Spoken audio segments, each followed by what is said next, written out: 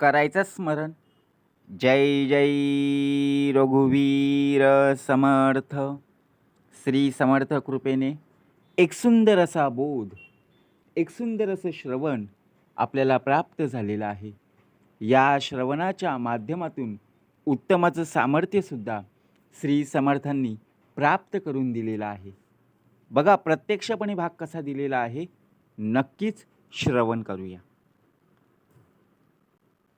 समर्थ म्हणाले, आयुष्यात आहेत ना, सगळ्या प्रश्नांची उत्तरं तुला मिळतील. जे जे प्रश्न तुला बघा प्रत्यक्षात अडकवणारे आहेत, ते सगळे प्रश्न सुटतील. पण ज्या वेळेला आयुष्यात सगळे प्रश्न सुटत नाही ना,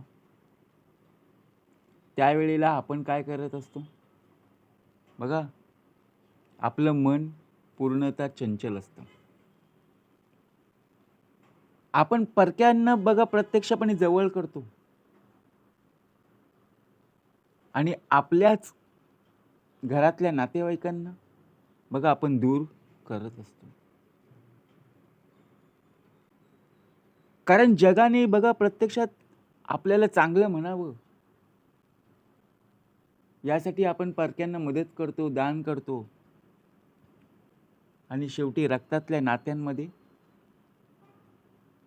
स्वार्थी या नात्याने बघा प्रत्यक्षातपणे वागत असतो. कशाला असं करायचं? या देहाचा भाग चालू आहे. खरंच जगाने चांगलं म्हणावं यासाठी आपण परक्यांना दान करतो. ओळख नसताना सुद्धा बघा त्यांना आपण मदत करतो. पण जे आपले खरे नातेवाईक आहेत, जे आपल्या रक्तातली नाती आहेत, त्यांच्याशी आपण स्वार्थीप्रमाणे का वागतो? मग आयुष्यात आपले प्रश्न सुटतील का? विचार करा. ज्या वेळेला एखादं बघा आपल्यावरती अडचण येते, दुःखाचा डोंगर कोसळला जातो, त्यावेळी आपले नातेवाईकच बघा त्या दुःखात सामील होत असतात. कारण का? आपल्यासोबत बोलत नसताना सुद्धा बघा ते दुःखामध्ये सामील होत असतात.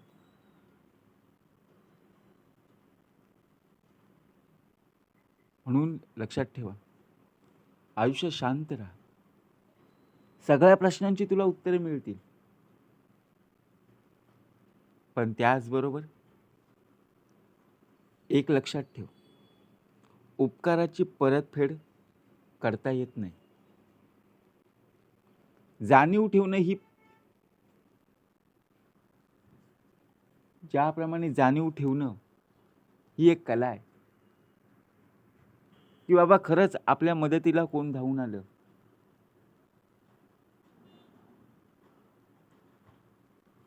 म्हणून लक्षात ठेव,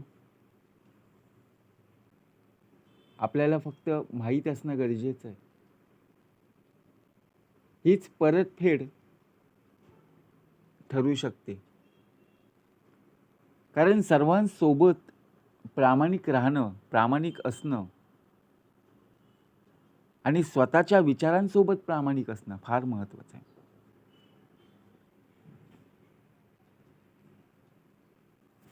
ज्याप्रमाणे आपण स्वतःच्या मनासोबत एकनिष्ठ राहत नाहीये,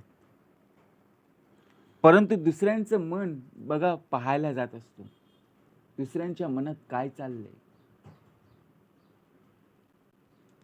अहो, याचा जर आपण विचार जर केला ना, आपले प्रश्न आपल्याला सुटत नाहीये आणि आपण दुसऱ्यांचे प्रश्न सोडवायला चाललोय. आता विचार करा, प्रश्न आपल्याला पडलेत ना, मग आपल्या मनाशी एकनिष्ठ राहा ना. मनाने प्रश्न सोडव. जो मनातला गुंता आहे ना, तो सोडवण्याचा विचार कर. आपोआप सगळे प्रश्न सुटतील. पण आपण स्वतःहून प्रामाणिक राहत नाहीये. आपण फक्त दुसऱ्यांचा विचार करत असतो. कारण स्वतःचं मन शांत करता आलं, की सगळे गोंधळ आपोआप शांत होत असतात. कारण गोंधळ हा आपल्या शरीरात पाहायला मिळत मिळत असतो, आपल्या मनामध्ये पाहायला मिळत असतो. बाहेरचा गोंगाटा चालेल, पण आतला जो गोंधळ आहे ना मनातला, तो प्रत्यक्षपणे शांत राहिला पाहिजे. बाहेरच्या गोंगाटाचा आवाजाने आपले कान बंद ठेवू शकतो, पण मनाच्या गोंधळाने कुठलाही अवयव झाकू शकत नाहीये. बरोबर की नाही? म्हणून समर्थ म्हणाले, "मनासी टाकिले मागे, गतीसी तुलना नसे." आयुष्यात शांत राहा. शांत डोक्याने, शांत मनाने विचार कर. संगत कोणाची करावी, कशी बघा प्रत्यक्षपणे आपण जर विचार केला, जी व्यक्ती आपल्याला बघा स्पष्टपणे बोलत असते, नकार देते, त्या व्यक्तीशी आपण जास्त संबंध ठेवत असतो. जी व्यक्ती बघा आपल्या मनाला दुःख देईल, अशा व्यक्तींशी आपली संगत असते. पण विचार जर केला, संगत कोणाची धरावी? सदा संगती सज्जनाची धरावी. ही संत संगत आहे. कारण ज्याप्रमाणे बघा, आपण आपल्या गोष्टीमध्ये, आपण आपल्या कार्यामध्ये एकनिष्ठ राहिलं पाहिजे. तुला प्रश्न पडलेले आहेत ना, मग तिथे तुला शांत राहणं गरजेचं आहे. आयुष्यात सगळ्याच प्रश्नाची उत्तरं मिळत नसतात. कारण बघा, आपण आपल्या हातामध्ये, हाताच्या ओंजळीमध्ये पाणी पकडू शकतो, पण सर्वच पाणी पकडू शकत नाही, टिकू शकत नाही, टिकून ठेवूच शकत नाही हो. तसंच आहे. सगळे प्रश्न सोडवायचं म्हटलं की मनाला त्रास होतो, परंतु मनानेच विचार करायला हवा ना. दुसऱ्याला त्रास देऊन तुमचे थोडे दिवस आनंदात जातील, पण एकदा का नियतीचा फेरा फिरला ना, मग तुमचा सुपडा साफ होईल, मग तुमचा सर्व खेळखंडोबा होईल हो. विचार करा. आपल्याला प्रश्न पडलाय ना, मग दुसऱ्यांना त्रास का द्यायचा? आपल्याला प्रश्न पडलाय, आपण दुसऱ्यांवर राग काढतो. बघा, एक समर्थाने उत्तम असा भाग दिलेला. एखादी व्यक्ती ऑफिसमधून बघा कामावरून जेव्हा घरी येते, ऑफिसमधला राग तो घरच्या लोकांवर काढतो. त्याने प्रश्न सॉल्व्ह होतील का? प्रश्न सुटतील का? अहो, तिथले प्रश्न तिथे सॉल्व्ह करायला हवेत. घरामध्ये राग व्यक्त करून ते प्रश्न सॉल्व्ह होणार आहेत का? नाहीये. तिथे शांत राहिलं पाहिजे. बरोबर ना? म्हणून समर्थ म्हणाले, नियतीचा फेरा फिरता कामा नये. आणि फिरला की बघा पूर्णतः आपलं आयुष्यच उद्ध्वस्त होत असतो. आयुष्यात प्रत्येक ठिकाणी ऋणानुबंध जपता यायला हवेत, जपायचे आहेत. कारण ऋणानुबंध जपण्याचे संस्कार हे हृदयापासून संक्रमित होत असतात. आपल्याला ज्या ज्या वेळेला एखादी व्यक्ती आपल्याला भेटते, आपले नातेवाईक असो किंवा बघा आपले घरातले बघा सदस्य असतील, कितीतरी दिवसांनी जेव्हा त्यांच्याशी आपली भेट होते, तेव्हा त्यांचं बोलणं, आपलं बोलणं आपण ऐकून घेत असतो. त्यांचे विचार, आपले विचार, आपण एकमेकांचे विचार जाणून घेतो. परंतु दररोज भेटणारी जी व्यक्ती असते ना, त्यांचे विचारसुद्धा आपण ऐकत नाही आणि आपले विचारसुद्धा ती व्यक्ती ऐकत नाही. असं का होतं? ऋणानुबंध जपायचं आहे, नाती जपायची आहेत. आज जर आपल्याला हा प्रश्न पडलेला असेल कुठलाही, तर तो प्रश्न, त्या प्रश्नामध्येच उत्तर असतं. तो प्रश्न उत्तमाचा समजून घेतला पाहिजे. आपण काय करत असतो, त्या प्रश्नांवर राग व्यक्त करत असतो, की असं झालंच कसं, असं का झालं, बरोबर? परंतु याचं उत्तर समजलं का? जिथे बघा प्रत्यक्षपणे आपल्याला व्यक्त व्हायचंय,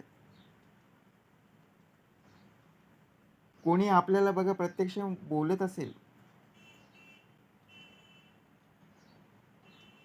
तर तिथे बघा राग व्यक्त करून चालणार नाहीये. कारण आयुष्य तेव्हाच आवडायला लागतं, जेव्हा आपल्याला मनासारखा एखादा बोलणारा मिळेल तेव्हाच ना. आपले सर्व ऐकून घेणारा असेल तेव्हाच तो आपल्याला बघा चांगलं वाटेल ना. म्हणून आपल्याला जपणारी माणसं फार आवडतात. पण आपल्यावर जर अशी वेळ आली, तर आपण अशी नाती जपत नाही. आयुष्यात अनेक प्रकारचे प्रश्न येतात. आपण स्वतःहून निर्माण करत असतो. आपल्याला सुद्धा कळत नाहीये की हे प्रश्न सुटतील कधी. ते सोडवायचं म्हटलं की बघा आपल्यालाच त्याचा त्रास होतो. वेळ तर निघून गेलेली असते. पडलेला प्रश्न सोडवायचा कसा? याचं उत्तम उदाहरण म्हणजे आपलं मन. कारण मन हा चंचल असतो ना. प्रत्येक वेळेला हा भाग समर्थांनी दिलेला आहे. गुंता हा ओढून ताडून कधी सुटत नाहीये. एखादा दोरा असतो बघा, त्या दोऱ्याला एखादी गाठ जर बसली ना, ती सुटत नाहीये. मग तिथून तो तोडावा लागतो. मात्र तो कसा झालाय हे एकदा समजून घेतलं पाहिजे ना. थोडासा विचार केला, थोडं त्यावर लक्ष केंद्रित केलं, मन शांत ठेवलं, तर तो बघा धागा सुद्धा उत्तमाचा सुटेल आणि मनातला गुंता सुद्धा सुटणार, एवढं मात्र नक्की. असाच जीवनातला गुंताही आपल्याला असतो. म्हणून समर्थ म्हणाले, आयुष्यात प्रत्येक वेळी शांत राहा. कारण शांत मार्गाने प्रत्येक प्रश्नाचं उत्तर तुला सोडवता येईल. ज्या ज्या ठिकाणी तुला राग येईल, त्या ठिकाणी तोच प्रश्न फार अवघड होईल. म्हणून समर्थ म्हणाले, आहे त्या ठिकाणी शांत राहा. पडलेला प्रश्न तुला सोडवायचा आहे. तो कितीही कठीणातला कठीण जरी असला, तरी मन आणि डोकं उत्तमरित्या बर्फासारखं थंड ठेव आणि नक्कीच तो मनातला गुंता सुटणार, एवढं मात्र निश्चित. जय जय रघुवीर समर्थ.